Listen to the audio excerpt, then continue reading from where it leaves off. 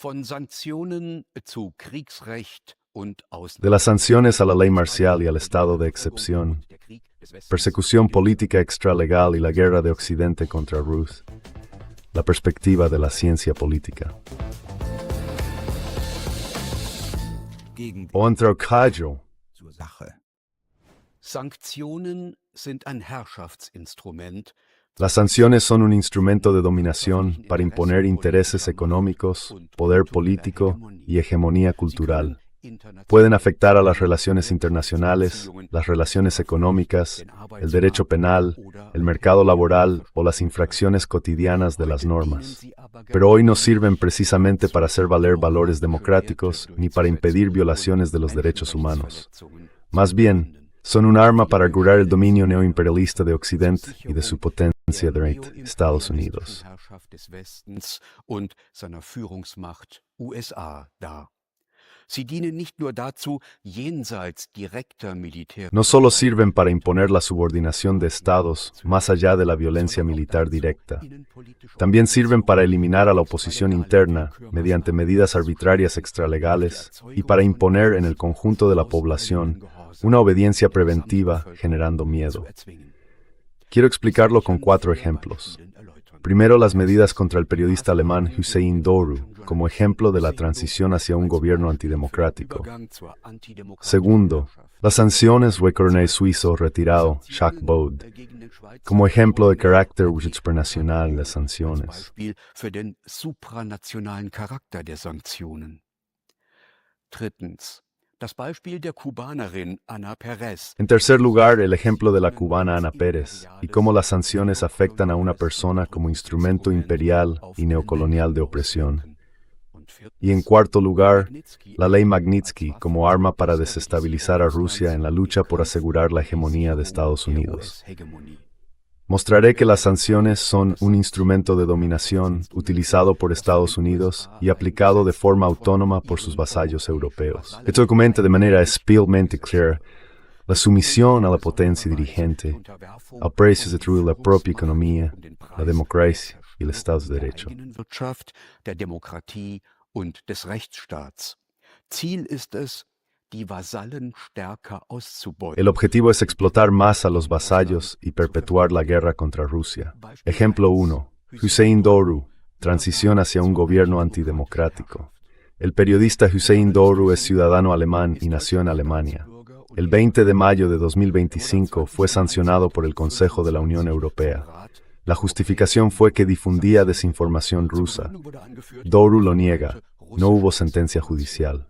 Un instrumento de poder de política exterior afecta, dentro del país, a un ciudadano sin una norma penal legal, sin una sentencia conforme al Estado de Derecho, sin que se escuche al afectado. Ohne rechtsstaatliches Urteil, ohne Anhörung des Betroffenen. Dies bedeutet eine neue Form der Esto supone una nueva forma de dominación arbitraria. Se congelaron las cuentas bancarias de Doğru, se restringieron sus transacciones financieras y su acceso al dinero quedó reducido a una asignación mensual fija de 506 euros. A menudo su banco bloqueaba también esa cantidad. Las cuentas de la esposa y de la madre de Doğru también fueron bloqueadas temporalmente. Doğru y su esposa tienen 3 hijos, 2 recién nacidos y un hijo de 7 años. El bienestar de estos niños está en peligro porque él ya no puede alimentarlos. La Unión Europea se basa, para imponer sanciones, en el artículo 215 del Tratado de Funcionamiento de la Unión Europea. des Vertrags über die Arbeitsweise der Europäischen Union. Nach Absatz 2 kann der EU-Rat auf gemeinsame Con arreglo al apartado 2, el Consejo de la Unión Europea puede adoptar medidas restrictivas contra personas físicas o jurídicas, así como contra grupos o entidades no estatales, a propuesta conjunta del Alto Representante de la Unión para Asuntos Exteriores y Política de Seguridad y de la Comisión. En un segundo nivel, las sanciones se basan en el Reglamento 2024-2642. El elemento central son las sanciones financieras previstas en el artículo 2, apartado 1.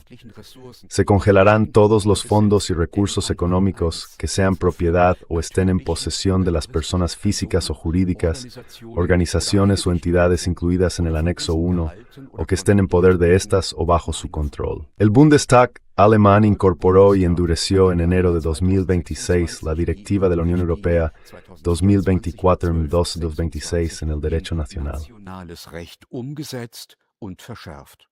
Zugestimmt haben die Regierungsparteien CDU, CSU und Han dado su aprobación los partidos de gobierno, la CDU, la CSU y el SPD. Alianza 90, los Verdes y la izquierda se abstuvieron. La AfD votó en contra. Uno de los cambios más graves consiste en elevar numerosas infracciones administrativas a la categoría de delitos. Esto afecta a determinadas prohibiciones de transacciones, prohibiciones de pago y actos de elusión, pero también a la vulneración de la llamada obligación de cualquiera, que obliga a todo el mundo a comunicar a las autoridades posibles incumplimientos de sanciones. De este modo se entrelazan de forma pérfida sanciones extralegales y derecho penal. De facto, Doru queda privado de todos sus derechos. Con ello se vulnera la dignidad humana, recogida en el artículo 1 de la Ley Fundamental, y se deja sin efecto la ley fundamental en sus derechos esenciales.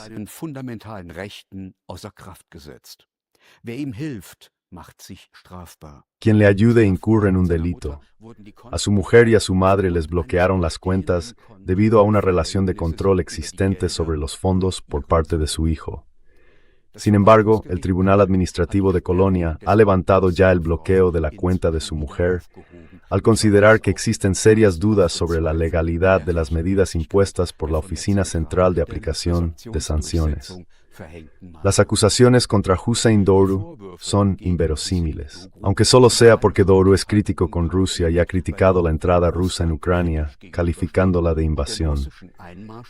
El bloqueo de cuentas a familiares equivale a reintroducir la responsabilidad colectiva por parentesco propia del nacionalsocialismo.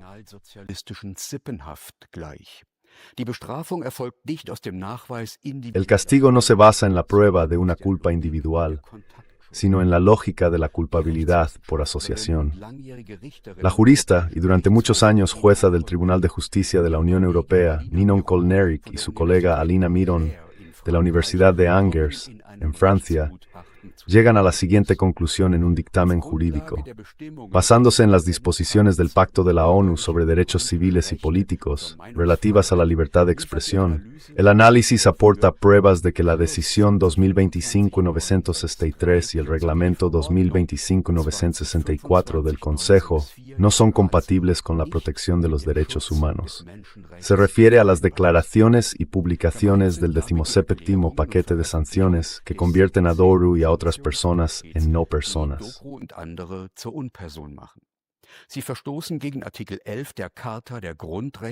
Vulneran el artículo 11 de la Carta de los Derechos Fundamentales de la Unión Europea de diciembre de 2000, que protege la libertad de expresión y de información. También vulneran el artículo 45 de la Carta, que garantiza a los ciudadanos de la UN la libertad de circulación, así como los artículos 15 y 17, que establecen el derecho de propiedad y la libertad profesional. Todas estas medidas son ilegales, no se ajustan al Estado de Derecho y son inconstitucionales. La respuesta al derecho europeo ante situaciones así, según Axel Fersen, del Consejo de Ancianos, está establecida desde hace casi décadas. Se llama doctrina Caddy. Sie heißt Caddy-Doktrin. Der Gerichtshof der Europäischen Union hat im Verfahren C. El Tribunal de Justicia de la Unión Europea estableció en el asunto C-402-5P, Caddy-IN, y en la resolución posterior C-584-10P, Caddy-TOS, que incluso las sanciones motivadas por razones de seguridad deben respetar los derechos de defensa, el derecho a ser oído, la tutela judicial efectiva y el derecho de propiedad, que el Consejo debe demostrar la solidez de los motivos y no la persona afectada, su inocencia, que una motivación general y vaga no basta, y que incluso cuando existan informaciones confidenciales el control judicial no puede quedar vacío de contenido. Si el órgano de la UE no puede aportar esa prueba, la inclusión en la lista no se sostiene. Así de sencilla, así de inequívoca es la propia jurisprudencia de la Unión sobre su propio instrumento.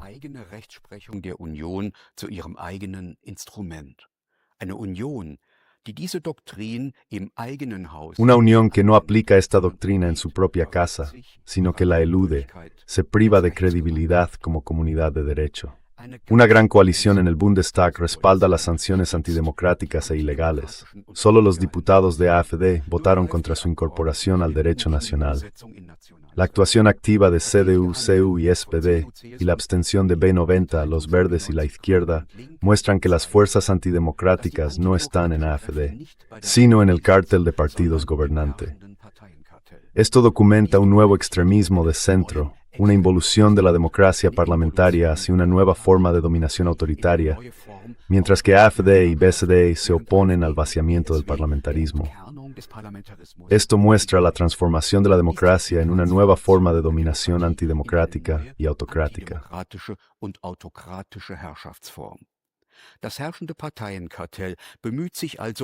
El cártel de partidos gobernantes se esfuerza, por tanto, en implantar una dictadura con pies de terciopelo. Se trata de un golpe de Estado permanente.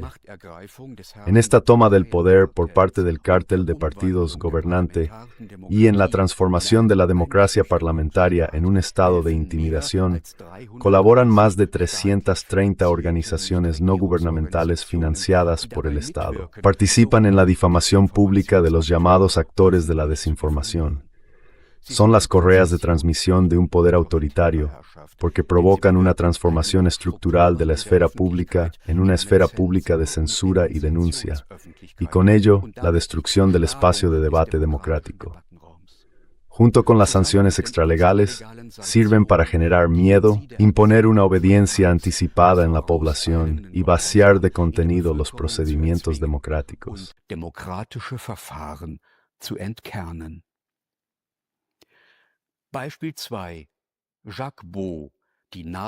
Ejemplo 2. Jacques Baud. La OTAN mueve los hilos entre bastidores. Jacques Baud es un analista militar suizo, antiguo coronel del Servicio de Inteligencia Militar suizo, antiguo colaborador de las Naciones Unidas y de la OTAN, y autor de numerosos libros en los que recurre exclusivamente a fuentes occidentales, pero se aleja claramente de la propaganda de la OTAN y la Unión Europea. A él también se le acusa de difundir desinformación rusa. Jacques Baud, al igual que Saint Dogrow, también ha sido privado de todos sus derechos. Ya no dispone de sus cuentas en la Unión Europea, no puede viajar y por tanto ya no puede regresar a su país de origen. Nadie puede apoyarle porque eso supondría infringir las sanciones. Incluso su banco suizo, UBS, llegó a bloquear por completo su cuenta durante un tiempo.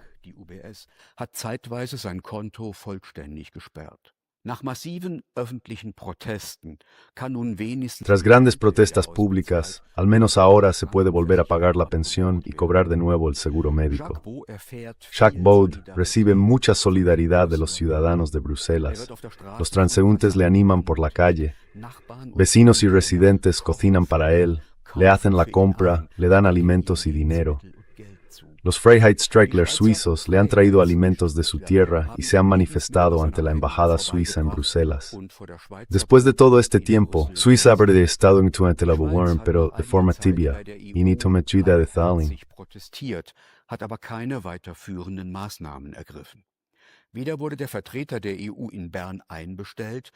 Ni se convocó al representante de la EU en Berna, ni se expidió a Jacques Baud un pasaporte diplomático para concederle inmunidad diplomática y darle así seguridad jurídica. Un consejero de embajada explicó a los Freiheitsstreikler: tampoco podemos expedir un pasaporte diplomático a cualquier turista arruinado en Tailandia. Con ello da a entender que un antiguo oficial suizo, que ha servido a su país en zonas de guerra y de crisis, debe equipararse a un turista sexual. Eso muestra cuál es la actitud. Pese a las crecientes protestas públicas, Suiza se suma a las sanciones y se somete así a las directrices de Bruselas.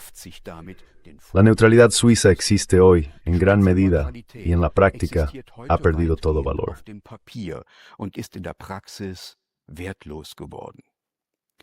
Jacques Baud bestreitet die Vorwürfe. Jacques Baud niega las acusaciones. Señala que en sus análisis se basa únicamente en fuentes occidentales, no rusas.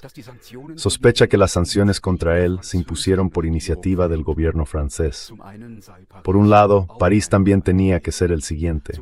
Por otro, su editor, Max Milo, tiene su sede en París. La estrategia de sus abogados no pretende cuestionar las sanciones en sí, sino conseguir que su cliente vuelva a ser retirado de la lista de sancionados. El bufete Hummel Legal de Berlín concluye que con las sanciones contra Hagbod y otras personas, el Consejo de la Unión Europea está excediendo sus competencias al intervenir en ámbitos de opinión dentro de la sociedad.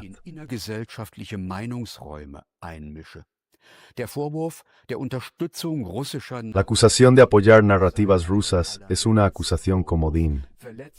Vulnera el principio de determinación propio del Estado de Derecho y permite una aplicación arbitraria. La decisión vulnera la libertad de expresión recogida en el artículo 10 del Convenio Europeo de Derechos Humanos. La libertad de prensa, según el artículo 11 de la Carta de los Derechos Fundamentales de la Unión Europea. La libertad profesional, según el artículo 15 de la Carta. El derecho fundamental a la libre circulación, según el artículo 45 de la Carta de los Derechos Fundamentales de la Unión Europea. El acuerdo sobre la libre circulación de personas con Suiza. El derecho fundamental a la propiedad, según el artículo 17 de la Carta, y el derecho a un proceso justo, conforme al artículo 47 de la Carta de los Derechos Fundamentales y al artículo 6 del Convenio Europeo de Derechos Humanos. El Consejo ignora la jurisprudencia del Tribunal de Justicia de la Unión Europea y pasa por alto los principios procesales del Estado de Derecho. El resultado es que la decisión de sancionar a Hagbod del 15 de diciembre de 2025 vulnera principios elementales del Estado de Derecho y viola sus derechos fundamentales. La decisión de sancionar a Hagbod debe anularse obligatoriamente. Esta orgía de represión contra los opositores a la guerra y al gobierno fue iniciada por la OTAN. En su cumbre de Vilna de 2023, los gobiernos de los Estados miembros anunciaron que cooperarían más estrechamente con la OER en la lucha contra la llamada desinformación.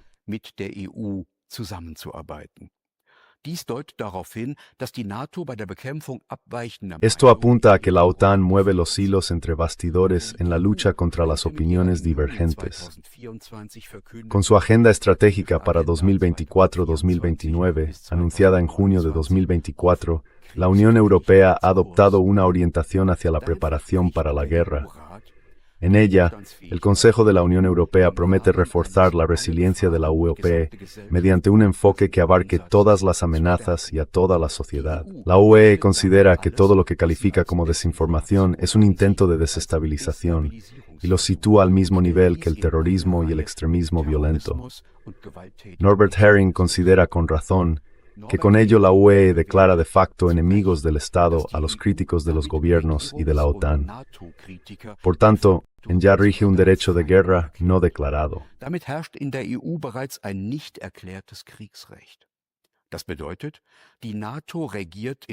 Eso significa que la OTAN también gobierna desde la sombra.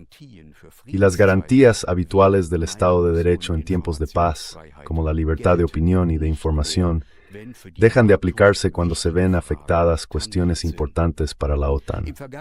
El año pasado, el gobierno federal declaró que estaba vinculado por objetivos secretos de la OTAN. Las investigaciones revelan que los gobiernos de los Estados miembros de la OTAN utilizan a todas las organizaciones y fuerzas sociales como correas de transmisión para someter a represalias a las personas que se guían por el mandato de paz de la ley fundamental en Alemania. La Unión Europea se presenta así como un espacio supranacional, al margen del Estado de Derecho y antidemocrático. Impone medidas para eludir el Estado de Derecho de acuerdo con la OTAN. De este modo, las sanciones extralegales forman parte del derecho de guerra.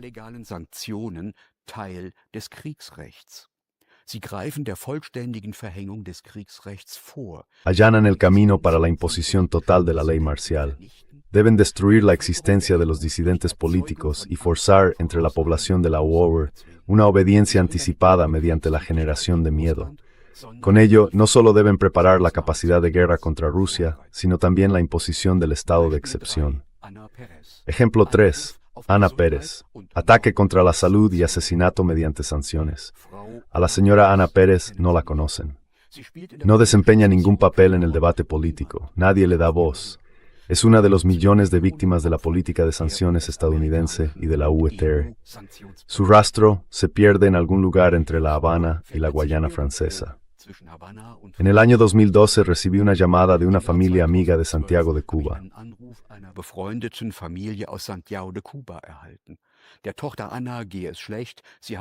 La hija Ana estaba mal.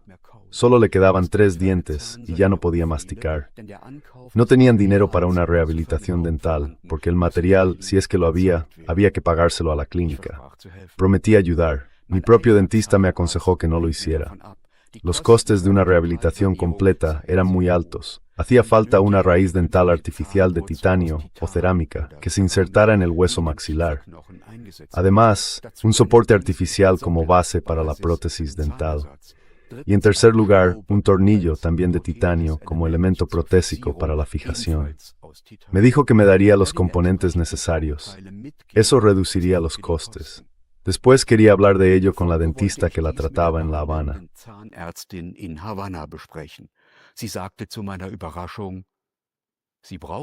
Para mi sorpresa, ella dijo, no necesita traerme piezas de repuesto.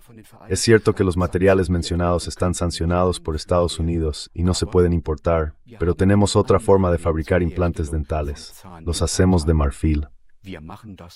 Me quedé sin palabras, porque el comercio de marfil está muy restringido internacionalmente y en gran medida prohibido. Entonces, ¿cómo llega el marfil a Cuba? De repente lo entendí. Los cubanos combatieron en Angola desde 1975 hasta 1991. Esa intervención selló el fin del apartheid sudafricano y la independencia de Namibia. La exportación de marfil con fines médicos está estrictamente prohibida, pero de la época de las guerras de independencia proceden antiguos contactos comerciales que, al parecer, permiten un comercio encubierto de marfil.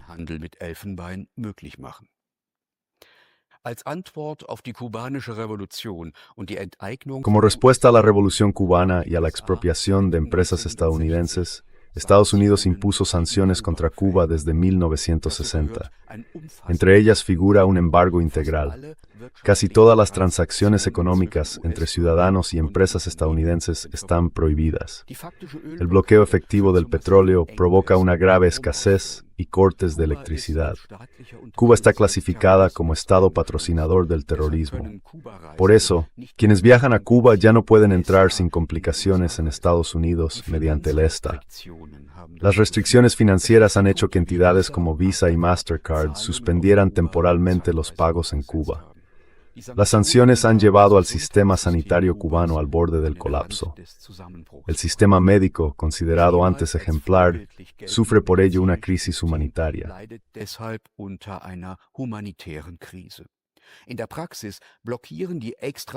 En la práctica, las restricciones financieras extraterritoriales, los obstáculos logísticos y la escasez de combustible bloquean la atención médica.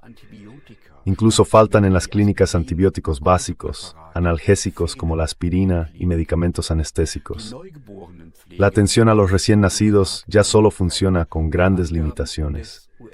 Según el Alto Comisionado de la ONU para los Derechos Humanos, la mortalidad infantil se ha duplicado hasta alcanzar 9,9 por cada 1000 nacimientos. La tasa de supervivencia de los niños con cáncer cayó del 85 al 65%.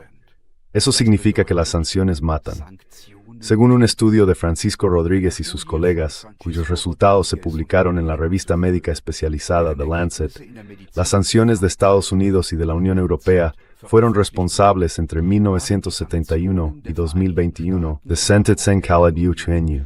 Von 1971 bis 2021 jährlich für 564.258 Todesfälle verantwortlich. Diese Zahl ist deutlich höher als die jährliche Zahl der... Esta cifra es considerablemente más alta que el número anual de víctimas directas de guerra, 106.000 muertos. Por tanto, el total en el periodo mencionado asciende a más de 28 millones de muertos. Las sanciones son instrumentos restrictivos de política exterior que se aplican con frecuencia a transacciones económicas de gran alcance, con el objetivo de forzar un cambio de comportamiento mediante medidas punitivas. Según la base de datos global de sanciones, la frecuencia y la duración de las sanciones han aumentado de forma constante desde 1950, jabki su tasa de éxito para alcanzar el objetivo declarado sigue situándose en torno al 30%. Todas las sanciones económicas actúan como sanciones contra la salud humana, pues restringen el acceso a productos médicos y servicios sanitarios, afectan a la salud mental, und unterminieren das Menschenrecht auf Gesundheit. Ein Viertel aller Länder wurden von 2000 Una cuarta parte de todos los países fue objeto de sanciones entre 2010 y 2022, la mayoría de ellas en África. Por lo general, se trata de congelar activos en el extranjero, imponer embargos comerciales o restricciones financieras. Su objetivo es desestabilizar a países que no se someten a las reglas de juego de Occidente. Siempre que, a diferencia de algunas de las sanciones contra el Estado sudafricano del apartheid, se impongan sin la aprobación de las Naciones Unidas, todas son ilegales. Por tanto, las sanciones no son un instrumento para hacer cumplir los derechos humanos o la democracia. Su objetivo es la extorsión, la revuelta de la población y el cambio de régimen.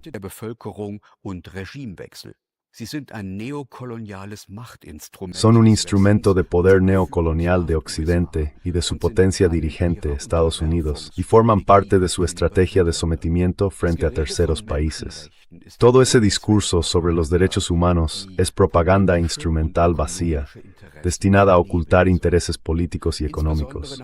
Especialmente desde el final de la Guerra Fría, Estados Unidos ha intentado imponer sus intereses mediante sanciones. Además, las sanciones económicas provocan estrategias para eludirlas. Allí donde llevan a los países objetivo al borde del colapso económico, como en el caso de Cuba, sumen a esos estados en la inestabilidad política y las guerras civiles. Actualmente, el gobierno de Cuba se está preparando para una guerra de guerrillas prolongada en caso de una invasión estadounidense.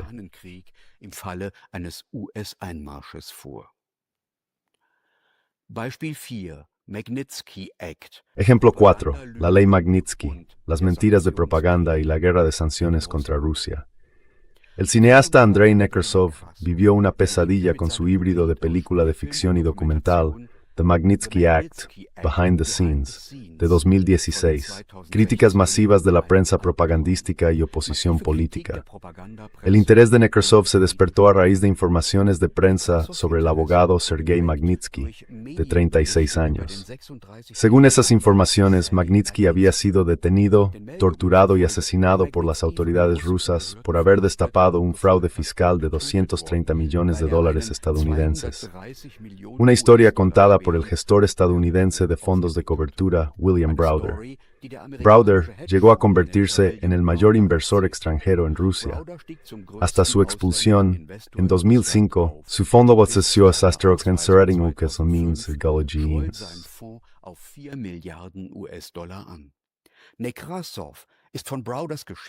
Nekrasov queda entusiasmado con la historia de Browder. Su película está financiada por la radiodifusión pública, además de por fuentes noruegas y finlandesas. Pero, al investigar, la historia sobre corrupción y terrorismo de Estado empieza a resquebrajarse. Surgen incongruencias que hacen reflexionar a Nekrasov y a su montadora en la sala de edición. Cada vez más, Magnitsky deja de aparecer como el joven y brillante denunciante, para convertirse en un simple contable del imperio financiero de William Browder. Browder, que se presenta como el enemigo número uno de Putin y como defensor de los derechos humanos, se enreda en medias verdades y ocultaciones.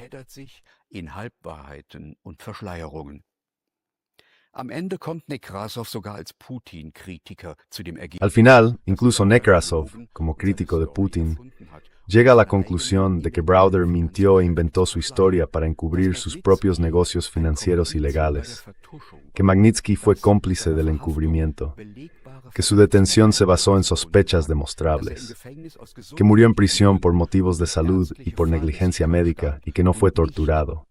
En realidad, Magnitsky no era abogado, sino contable, auditor en un bufete de abogados al que Browder llevaba muchos años recurriendo. En la declaración manuscrita original de Magnitsky ante la policía, no se acusa por su nombre a nadie de haber robado los supuestamente desaparecidos $230 millones en pagos de impuestos. $230 Millionen an Steuerzahlungen gestohlen zu haben. Nekrasows endgültiges Urteil lautet, dass Browder kein... El veredicto definitivo de Nekrasov es que Browder no es un empresario íntegro, sino el astuto operador de una compleja red de empresas pantalla con vínculos con gánsteres rusos, y llega a la conclusión de que Magnitsky debió de saberlo. Además, Nekrasov insinúa que Browder aprovechó la muerte de Magnitsky para desviar la atención de sus propios negocios turbios. Browder utilizó testaferros rusos para conseguir, entre otras cosas, participaciones de Gazprom que no podían venderse a extranjeros para proteger empresas de gran valor. Cuando Browder se da cuenta de que Nekrasov no está llegando a la conclusión deseada, interrumpe la entrevista y advierte al director de que sería mejor que no se metiera en ello.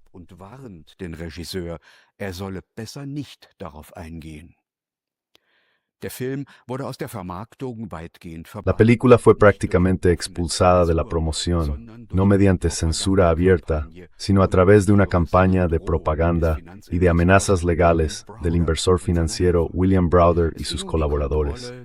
Se trataba de controlar la opinión pública. Browder logró sacar adelante la ley Magnitsky en el Congreso. Hay que saber que este inversor financiero renunció a la ciudadanía estadounidense en 1998 debido a sus operaciones y al uso de resquicios fiscales, y se hizo ciudadano británico. También que, tras una acusación de evasión fiscal por valor de $40 mil millones, tuvo que abandonar Rusia en 2003. En 2005, su visado fue declarado inválido. En julio de 2016, las autoridades rusas informaron exhaustivamente al Departamento de Justicia de Estados Unidos sobre las acusaciones contra Browder y le remitieron un expediente de investigación de 1,100 páginas.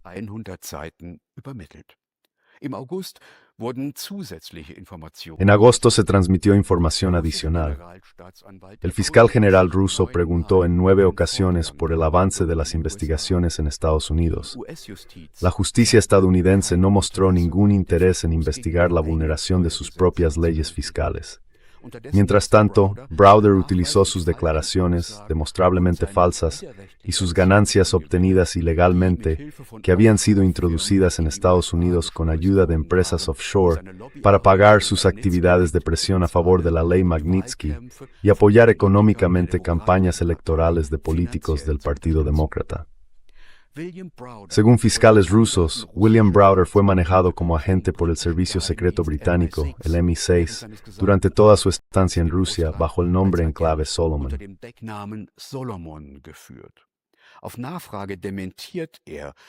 Ante las preguntas, niega ser un colaborador de los servicios de inteligencia. Pero el apoyo apresurado a Browder y su posible vinculación con los servicios de inteligencia muestran que las actividades de Browder formaban parte de una campaña política planificada, una campaña impulsada por poderosos intereses financieros y por fuerzas del Estado profundo que se beneficiaron del saqueo de Rusia en los años 90.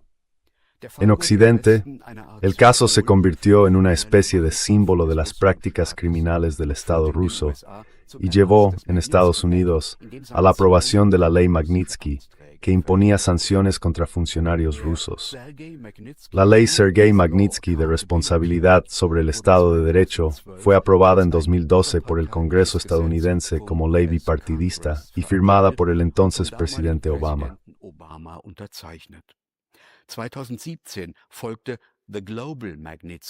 En 2017 siguió la Ley Global Magnitsky, con la que Estados Unidos se atribuye la facultad de sancionar en todo el mundo las violaciones de los derechos humanos. En 2019 siguió una resolución correspondiente del Parlamento Europeo que instaba a todos los Estados miembros a aprobar leyes similares a las de Estados Unidos. En el fondo, se trata de imponer sanciones contra Rusia bajo falsos pretextos, o de utilizar mentiras como parte de la guerra económica contra Rusia. Esto demuestra, una vez más, que esas sanciones son medidas puramente arbitrarias. La ley Magnitsky es solo un ejemplo entre la multitud de sanciones de Estados Unidos y la Unión Europea contra Rusia.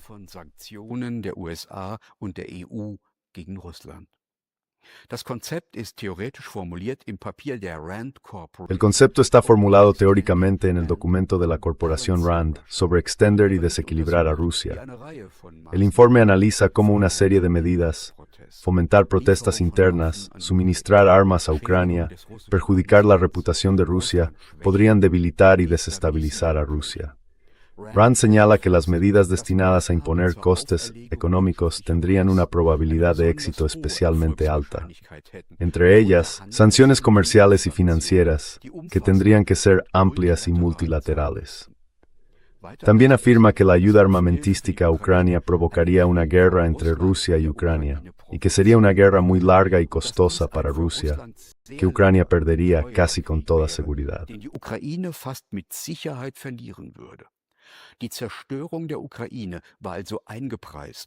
La destrucción de Ucrania estaba por tanto asumida para debilitar a Rusia de todas las formas imaginables. Pero las sanciones no logran su objetivo y resultan ser un boomerang. El viceministro italiano de Desarrollo Económico, Michele Gerasi, ha expuesto por qué las sanciones contra Rusia no alcanzan su objetivo. Primero, se basan en ilusiones. No se ha evaluado su eficacia. Segundo, las sanciones chocan contra la capacidad de resistencia de un país autosuficiente en energía y recursos.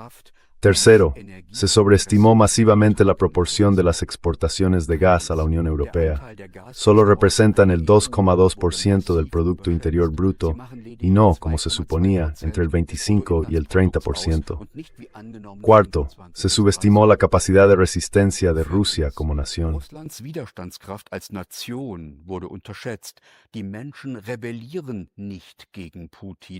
La población no se rebela contra Putin, sino que se agrupa en torno a su política. Quinto, se subestimó la capacidad del gobierno ruso y del Banco Central ruso para contrarrestar, con medidas fiscales y monetarias, la presión de las sanciones existente desde 2014. Sexto, las ilusiones sobre la estrategia de aislar internacionalmente a Rusia. Solo 40 de 193 estados se han sumado al régimen de sanciones. Los otros 153 siguen comerciando con Rusia. Con ello, la Unión Europea, y en particular el gobierno federal alemán, ha metido a la economía en una espiral de recesión. Los responsables ven como únicas salidas las inversiones en el complejo militar industrial y la persecución política de los críticos del gobierno.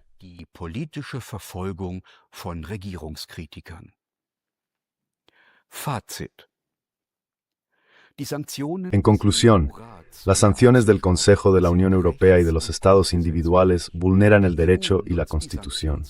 La Unión Europea utiliza la lista de sanciones como arma contra sus críticos y se adentra cada vez más en un abismo de ilegalidad. La política de sanciones socava los elementos esenciales de los derechos fundamentales. Funciona sin acusación, sin resolución judicial, sin audiencia y sin defensa. La Unión Europea ignora el Convenio Europeo de Derechos Humanos y la jurisprudencia europea. Las sanciones son medidas de una organización supranacional sin legitimación democrática o medidas unilaterales de una potencia hegemónica que no han sido aprobadas por las Naciones Unidas.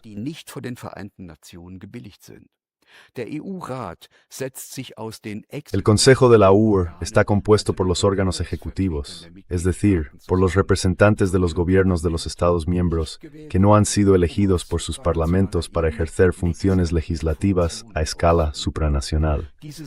Este flagrante déficit democrático se utiliza para socavar el ordenamiento del Estado de Derecho de los Estados miembros. Las sanciones forman parte de un nuevo derecho de guerra que establece un sistema jurídico sin control judicial y otorga poder a las autoridades sin procedimiento judicial. Este nuevo derecho de guerra puede considerarse parte de los preparativos para la guerra. Al parecer, con ello se pretende lograr un efecto de habituación a nuevas formas de dominación arbitraria que después facilite la declaración del estado de tensión. En caso de estado de tensión, todos nos convertiremos en Hussein Doğru y Jacques Baud.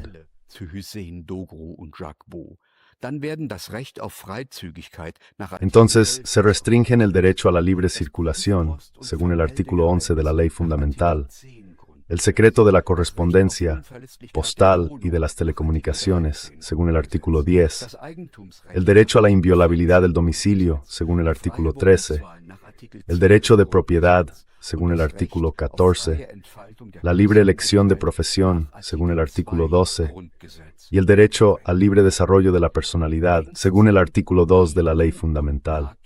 Hace tiempo que la Unión Europea y la OTAN están en una guerra contra Rusia, aunque encubierta. La guerra económica no se libra solo con numerosos paquetes de sanciones, sino también con actos abiertos de piratería. Se inyectan cientos de miles de millones en la industria armamentística. Ambas cosas conducen al empobrecimiento y a la desindustrialización de las sociedades de Europa Occidental. Ante posibles protestas, la policía actuó a durío.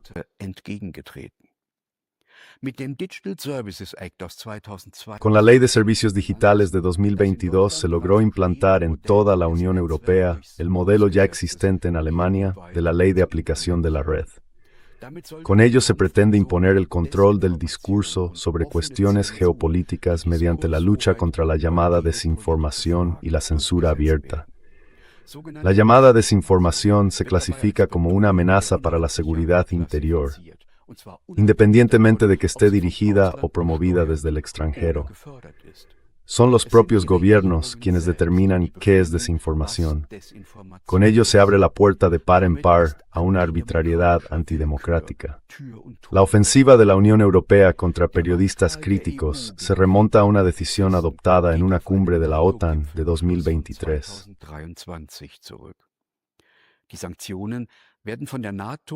Las sanciones están orquestadas por la OTAN en la lucha contra la desinformación y aplicadas por una Unión Europea que ha mutado de proyecto de paz a maquinaria de guerra de la Alianza Occidental.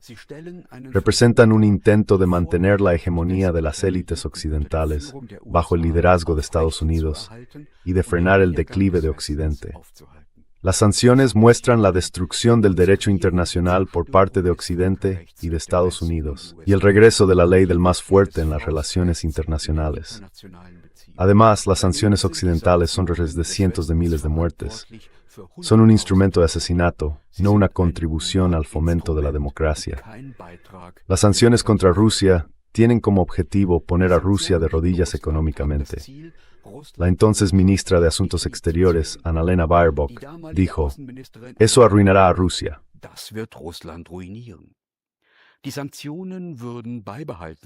Las sanciones se mantendrían, da igual lo que piensen mis votantes. La Rand Corporation ha definido el objetivo de desestabilizar a Rusia.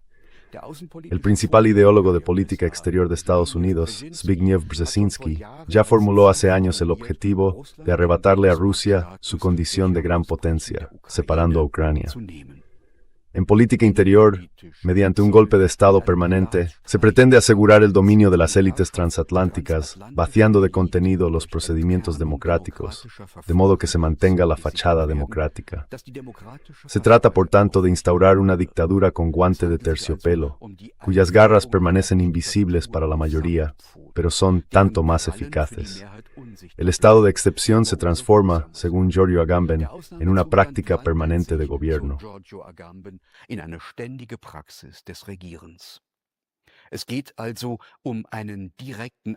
Se trata, por tanto, de un ataque directo contra la democracia de los Estados miembros. En Alemania, contra el mandato de paz de la ley fundamental y contra los derechos fundamentales y humanos centrales e inalienables. Las medidas son ilegales, inconstitucionales y antidemocráticas, y sirven para preparar la guerra. Quien las apoye vulnera la Carta de las Naciones Unidas, el artículo 26 de la Ley Fundamental y el artículo 80 del Código Penal, que prohíbe la preparación de una guerra de agresión. Por eso deben ser reemplazadas aquellas fuerzas políticas que apoyan la política de sanciones en el Bundestag alemán. Con la política de sanciones, el gobierno federal y los partidos que lo sostienen pretenden eliminar el orden constitucional. Según el artículo 20 de la Ley Fundamental, todos los alemanes tienen derecho a la resistencia cuando no sea posible otro remedio.